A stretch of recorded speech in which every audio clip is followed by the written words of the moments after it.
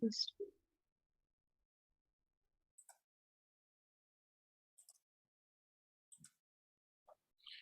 Okay, you've still disabled my screen sharing. Now you can do. Okay.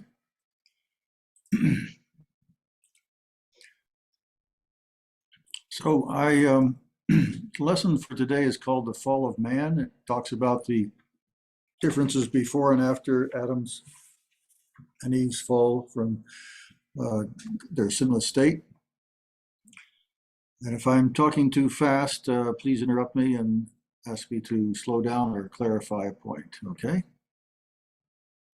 This follows the lesson from last time where we talked about what was man. So man was God's creation. And here we pick up after man was created and he put Adam and Eve in the Garden of Eden.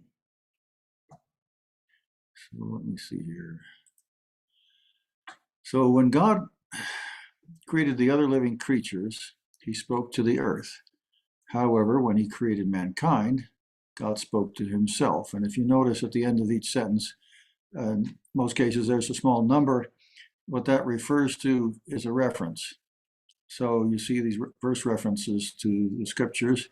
And then in the file, which I hope Jwala will share with you, there's also a list of the reference scriptures. So all of these scriptures are quoted here.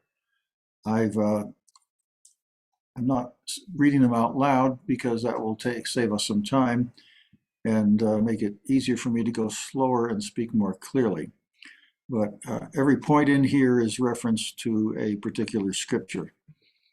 So next, however, when he created mankind, he spoke to himself. So there's a clear distinction here between the other living creatures, the other members of the animal kingdom, and mankind. So God spoke to the earth, and the birds and the fishes and the beasts of the earth came into being. But when God made man, he spoke to himself. So that is a clear distinction that man is special. Then God also blessed. God said, let us make man in our image. So he spoke to himself. Right, and if you'll notice, there's a little 2 there. That refers to Genesis 1, verse 26. So you can go and look up those verses later. So God also blessed mankind to multiply and gave them dominion over his creation. So that's important there. So a lot of people say God is in control of the world. This is not true. That's heresy. The truth is that God gave man control over the world. And later on, we'll read in the scriptures, not in this lesson, but a future one, that man actually surrendered that control to Satan. And then when Christ went through his passion on the cross, he bought all of that back. And he now shares that authority with us. And that's a whole nother lesson. Anyway, so God gave mankind every plant yielding seed and every tree yielding fruit for food. So at that point, he did not give man meat to eat, only the plants yielding seed and trees yielding fruit for food. And this will also tell you, since he gave them every plant and every tree, that at that time, every tree and every plant was good to eat. There was no inedible plants.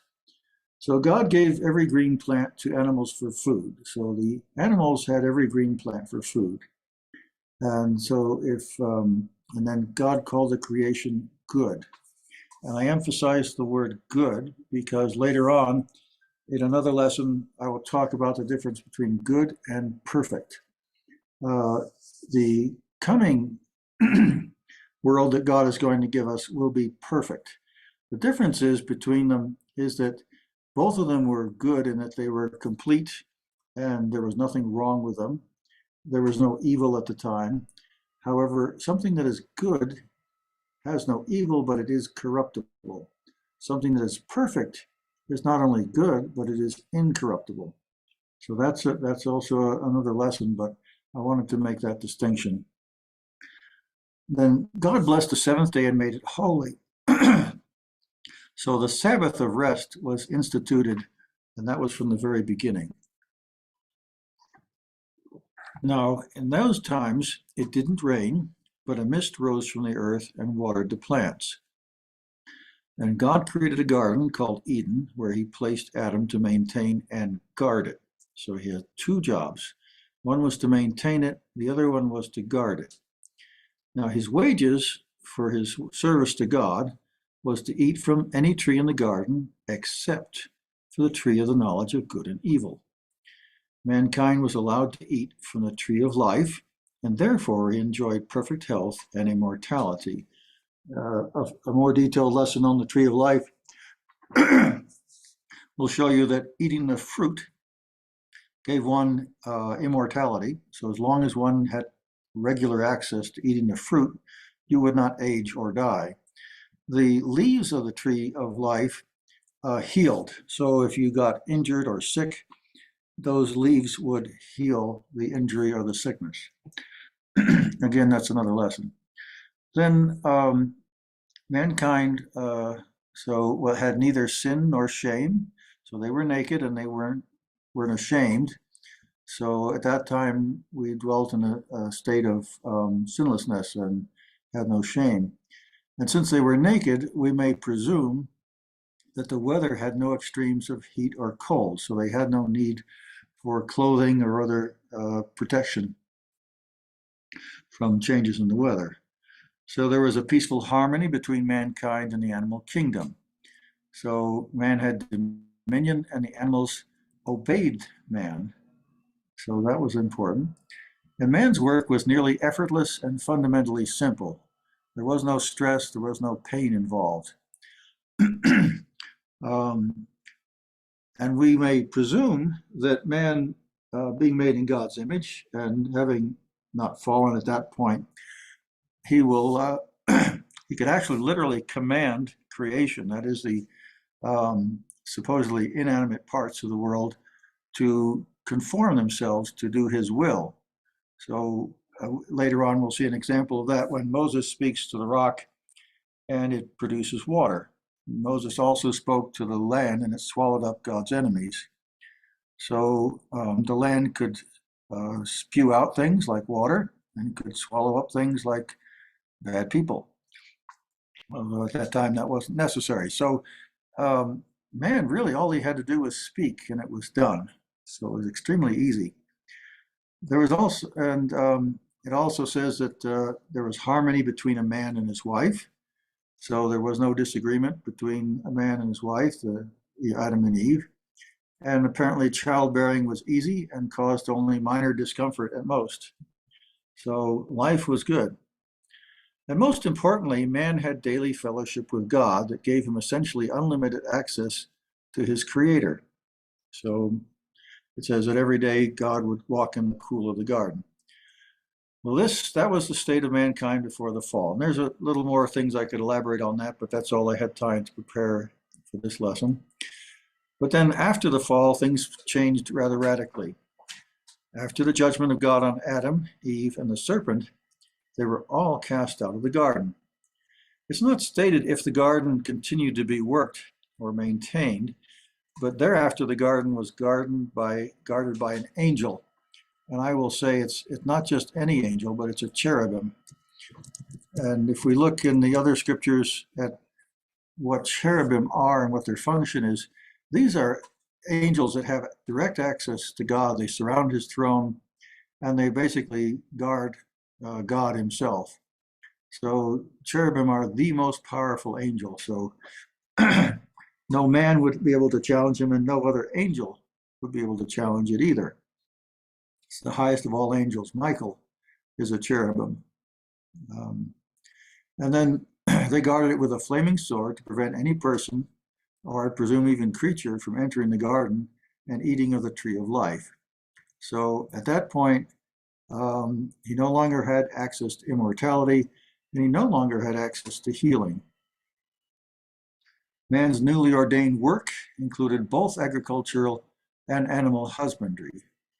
So if you remember, before the creation served him, the animals would do what he told them to. But now in agriculture and husbandry, both, it's a relationship of dominance or force. So The farmer plows the fields. He doesn't speak to it and call forth the grain. And he has to teach the animals and constrain them with fences and leashes and other things. So again, now force is involved, not just the will or the voice or the command of man, but he has to do it by force. Now sin increased with the introduction of murder. If we know the story of Cain and Abel, how jealousy by Cain towards his brother Abel caused him to murder his brother. So Cain then moved away from the presence of God. So it says that after Cain murdered Abel, God cursed him, and he could no longer dwell among the other people of his race because there was a chance they would try to take revenge on him for killing his brother. I'm sure they were unhappy about that. But so he moved away from the presence of God. So the presence of God was still there, probably somehow associated with the Garden of Eden, but in that region. And that region was called Havilah. And then mankind began to dwell in cities. So instead of having a garden built by God, men began to dwell in tents and build cities. They also had to make their own music and learn to fabricate artifacts. So up until this time, man did not need to have a dwelling place. The Garden of Eden was perfectly temperate, and he had no need for shelter because there was no rain or snow. There was only a mist that came up and watered the ground. But after this, he needed a shelter. He started in tents and then built cities. But apparently there was also a music that somehow came from the presence of God. It's not really a lot said about that. It's more implied than it is stated. But they began to make music, and they also began to make tools. So again, this is a case of man having to create for himself an artificial version of what God had given Adam and Eve in the garden. In the third generation from Adam, men began to call upon the Lord. That is in contrast, or as opposed to having God come to them. So in the Garden of Eden, God would come to them. But now men were alienated from God, and they would call on God to invoke his presence, we presume.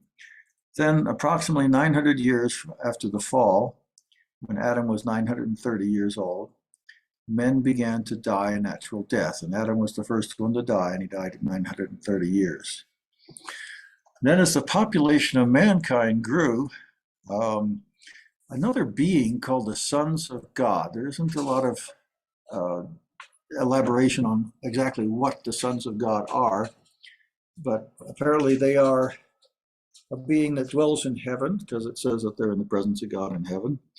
And even Satan was among the sons of God, but it doesn't say that he was actually a son of God. It's presumed he was a cherubim. That is a type of angel. Anyway, the sons of God, they took wives, so the daughters of Adam, and so they were able to have sexual relations with the women, and children were born to them, and this was a hybrid race, and they were called the Nephilim. Nephilim, the word kind of means perverted or crooked, but it also refers to a race of giants. They were talked about as being some of the mighty men of old and renowned, so they were presumably larger and stronger than just simply the sons of Adam. And then at this time also evil-mindedness increased, and it eventually dominated the whole culture, so that mankind only thought about evil. And this grieved God, and to limit the scope of personal evil, he set a limit on the human lifespan at 120 years.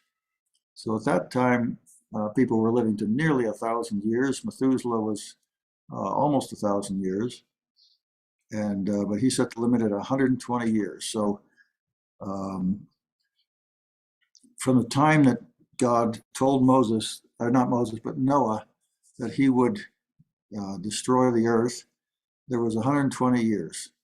So at that time, the person born the same year that Noah was told by God to build the ark would have been 120 years at the time of the flood. So this also, the flesh became corrupt. So there was interbreeding not only between the sons of God and the daughters of Adam, but there was also interbreeding between human beings and the animals. So the flesh just became corrupted. And God was forced really to wipe out all humans and animal life except for the family of Noah. That's Noah, his wife, his three sons, Shem, Ham, and Japheth, and their three wives, and the few remaining uncorrupted animals. Now, at this time, animals had become divided into two types, clean and unclean. A lot of debate on what exactly this means, but my understanding here is that if an animal is clean, it's not likely to be demonized, so that if one butchers and eats it, there's not a risk of receiving a demon in that. But if it's unclean, for example, like a pig, and we know the story about the Gerasenes when Jesus cast out demons from demonic into pigs, so pigs could receive demons. And then after the flood, there was a distinct seasons on earth. So now we had spring, summer, autumn, and winter. So after the flood, we also had extremes of heat and cold.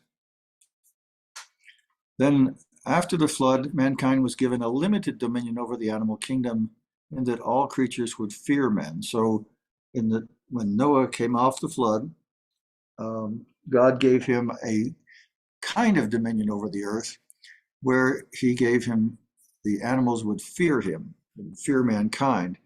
But there was no longer the harmony between man and the animal kingdom, where the animals would obey mankind. Now they merely feared him. We can see in our present time that people have learned to train animals, and to, if they get them young enough and train them properly, they can also get that cooperation and harmony back again, but it has to be worked at. It's not something automatic. And man was also given a new responsibility, and that was to avenge bloodshed. So in the time of Cain, when Cain killed Abel, God had to put a mark on Cain to prevent people from taking revenge on him. But after the flood, God had had enough of violence among men, and so he delegated the vengeance to mankind, but in only one specific case. If man stole, or if man, say, harmed a person but didn't kill them, that vengeance would still belong to God. But if a man killed another man, it was now the responsibility of the remaining people to put the murderer to death. So that is basically the fall of mankind, and the difference between the before the fall and after the fall. So that's the lesson for tonight. Are there any questions?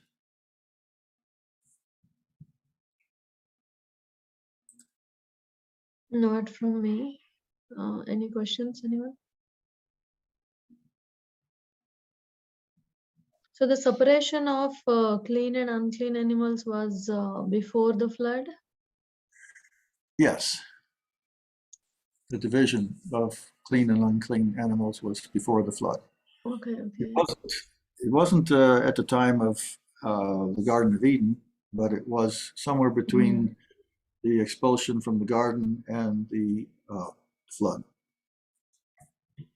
So I heard some explanation, I think from Kevin said, I am not sure, about the flood and so what are demons? As in, they are not fallen ones. They are not, the angels have their own body, so they cannot enter other bodies or something. But during this flood, whatever the spirits, whatever the people died, so their spirits are the probably the demons.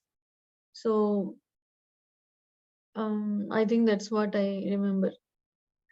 So what Kevin Zadai taught is that the hybrid races that existed before the flood were creatures that were basically crosses between humans and animals. And so these were spirits that God had not permitted to come to earth, but they came outside of his will.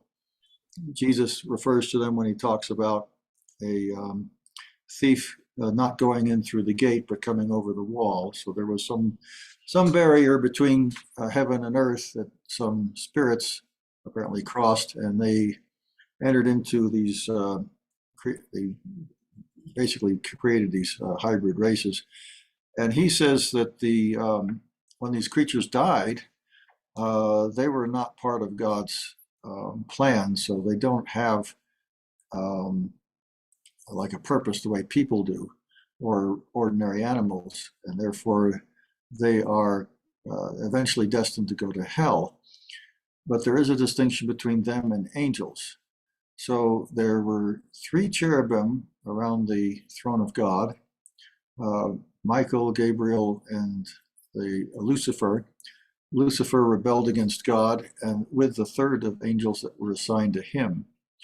Those angels were defeated by the other two cherubim and their angels, and then these angels were bound and put in hell, and that's where they remain now. For example, one of those angels' names is Apollyon, and that angel has actually authority over what's called the pit, or the bottomless pit, the abyss, it's also called. Um, so they can't leave hell. So the demons are other spirits. They're called unclean spirits, which basically means imperfect or corrupted or perverted or filthy. And these, Kevin Zadai said he had a revelation that they are the spirits that were in the hybrid races on Earth at the time of the flood. If you look into this matter in Scripture too, there's also an indication that at least some demons are created after the flood by idolatry. When humans worship false gods or demons, God actually compares that to prostitution, or called it whoredom. So it's considered a sexual relation between a human and a demon.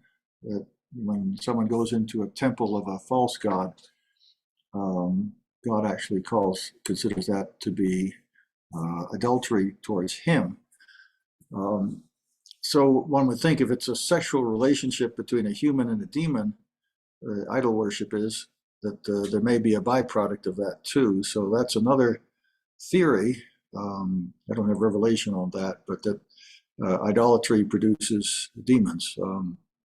Good reference to that is the scriptures say that idolatry defiles the land, and the term defiled land refers to land that is inhabited by demons.